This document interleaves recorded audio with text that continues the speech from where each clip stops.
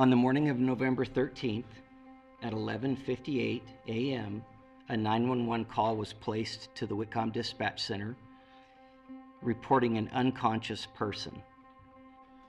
Moscow Police Department officers responded and located 4 victims, 2 on the 2nd floor and 2 on the 3rd floor. The Latah County coroners conducted autopsies.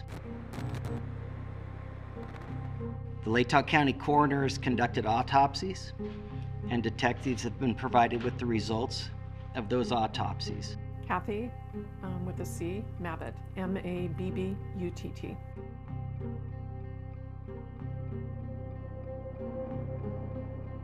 How long have you been doing this for?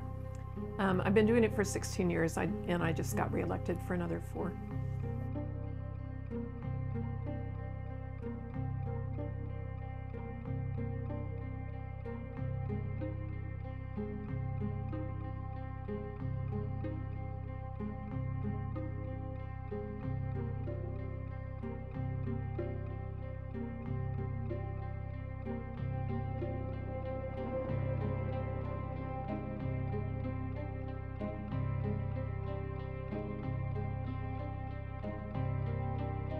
Do you guys do the autopsies and all that? No, we, some do if they're an actual medical examiner, but we have forensic pathologists and we contract with Spokane to do that. The Latah County coroners conducted autopsies.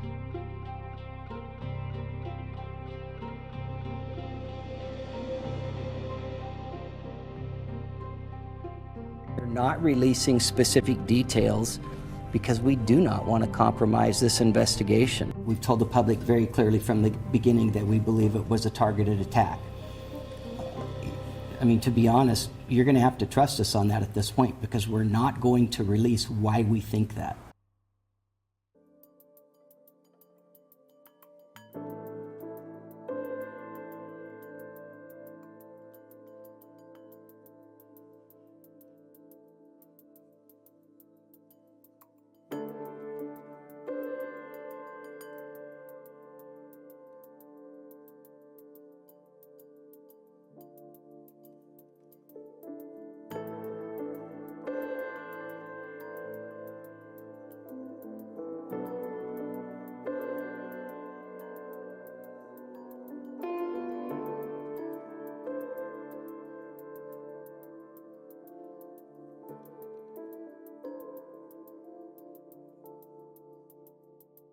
The county coroner called and told her 17-year-old daughter graphic details from the autopsy over the phone.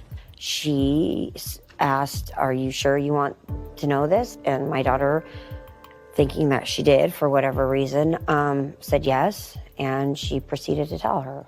And so, and you haven't spoken to the coroner? No. About that issue where the coroner tells a 17-year-old sibling what exactly happened to her sister, that doesn't sound like protocol to me.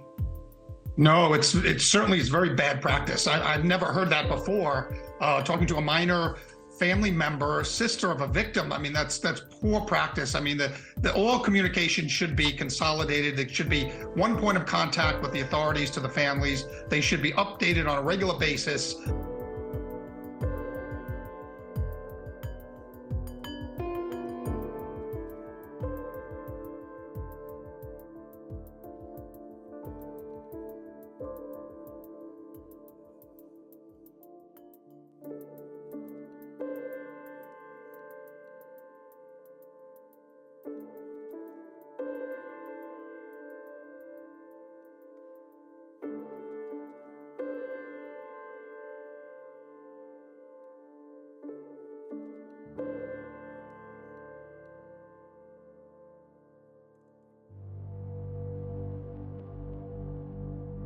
Officer Payne moves on to the 2nd bedroom on the 3rd floor, Maddie's room.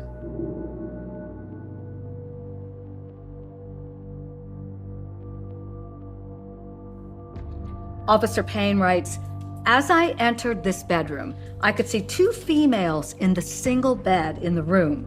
Both Gonsalves and Mogan were deceased with visible stab wounds." They weren't stab wounds. You know, they were like large punctures. I believe that the press release was that they were from a sharp object. So stabbings. Yeah, we'll know more after the autopsies tomorrow. According to the coroner, all of the injuries were stab wounds and not slash wounds. So I just want to play for you exactly what it was the coroner said in her words. Were any of them slashed? Were any of their necks cut? Or were these all puncture wounds? Well, it was a pretty large knife, so it's really hard to call them puncture wounds, and they were definitely stabbings. Can those two things still be true? Can a coroner consider a slash a stab? If her assessment was made merely by what she saw at the scene, I'd say, yeah, they could be true. Those two things could be true. Well, I'll stop you right there. I asked her that. I said, were you present for the autopsies? And she said yes. You made that assessment at the scene. Just to be very blunt with you, these injuries are going to be encrusted with blood. It's hard to make that assessment at the scene. However, if she went to the post, this would have been easily visualized at that point in time. But this is what Stephen Gonsalves told Fox News about what was told to him by the coroner. She says, "Sir, I don't think stabs is the right word. It was like tears, like this was a strong weapon, not like a stab. She said these things were big open gouges. She said it was quick. These weren't something where you were going to be able to call 911. They were not going to slowly bleed out." What do you make of that? I've never heard verbiage like that from anyone in the medical legal field, and I'll tell you why. Wait, does that mean that he might be getting it wrong, or that there's something, if a coroner told this to him, something's off? Yeah, something would be off, and I don't know, maybe he's not quite understanding what's being said, but he's using very specific language there. When you're using an edged weapon, tearing is not something that's associated with that, okay? Tearing creates this, where you have connective tissue or you have tissue bridging. Most of the time that's connected with lacerations, and lacerations are associated with blunt force trauma. The coroner's never mentioned anything about blunt force trauma.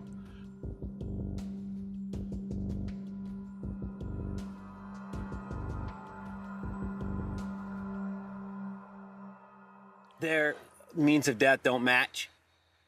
Maddie's They don't. And Kaylee's cause of death, it does not match based on the autopsy report. They don't match. Yeah.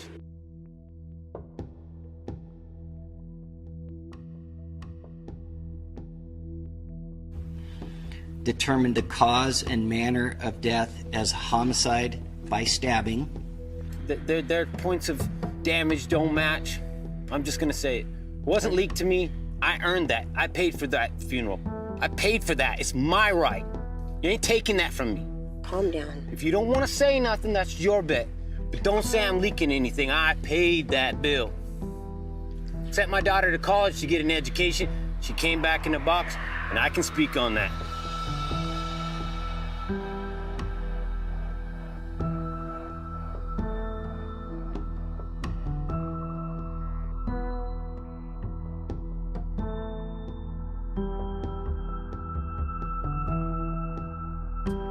Pretty traumatic when there's 4 dead college students who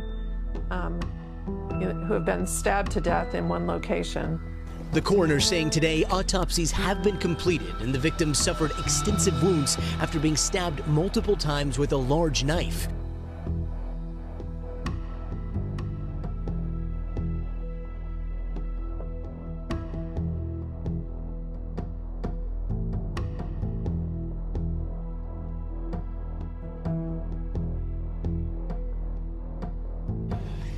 And determined that it was likely all 4 victims who were asleep during the attack.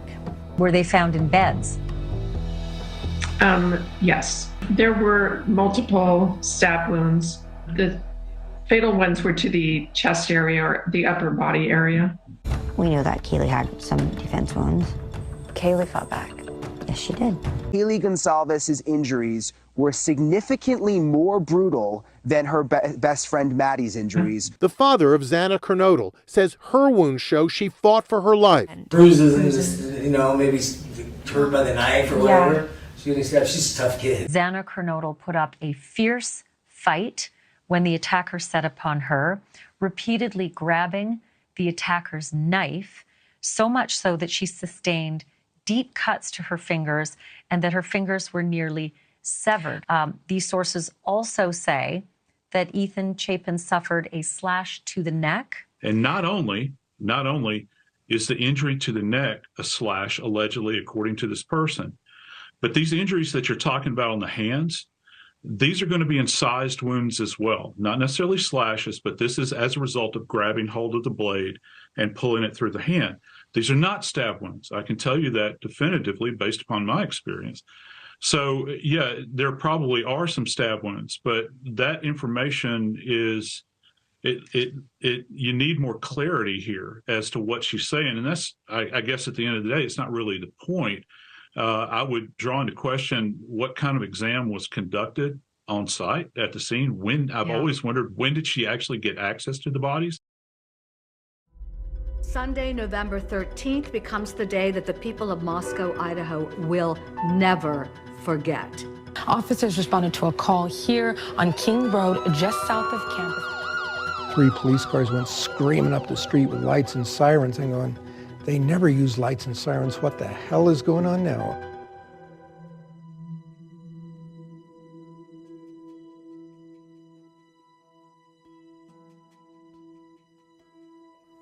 I got the call just a few minutes after noon that there were 4 homicides, but I didn't go to the scene because of law enforcement doing their investigation first. So I didn't actually go to the scene until about 5 or 5:30. The gruesome truth was already being whispered around town. The 4 had been stabbed to death. A scene so troubling, some first responders were kept out altogether. My friend has a friend, knew an EMT, and they weren't even allowed to go in. Because it was such a violent scene.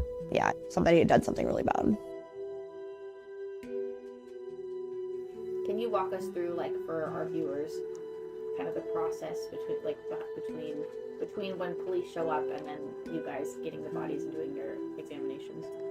Sure. Well, law enforcement goes through and looks for any evidence, takes videos and pictures of everything in there, and they'll start talking with people. So I don't really need to be there for that.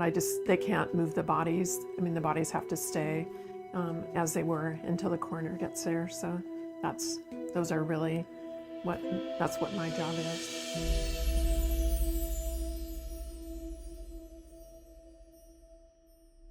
Coroner saying the autopsies have found the time of death sometime after 2 a.m. The time of death is not the exact time that a person died. It is instead a time frame in which the person could have died based on the evidence presented. Forensic scientists calculate the time of death using many techniques. Their first go-to method is to study the physical changes that happen in the body after death. Rigor mortis, which literally means stiff death, is the contraction of the muscles in the body after death. Before rigor mortis, all the muscles relax in the step called primary flaccidity. After death, brain activity decreases until it completely stops. Without the brain giving muscles a signal to contract, the muscles remain in a relaxed state. Primary flaccidity lasts for 1 to 2 hours after death. The first muscles to relax are those in the eyelids, fingers, and toes. Rigor mortis starts in the same order that primary flaccidity does, with the eyes and fingers, and slowly progresses to the rest of the body. Rigor mortis reaches its peak 12 hours post-mortem. After that, the muscles begin to relax in the same order that they began contraction.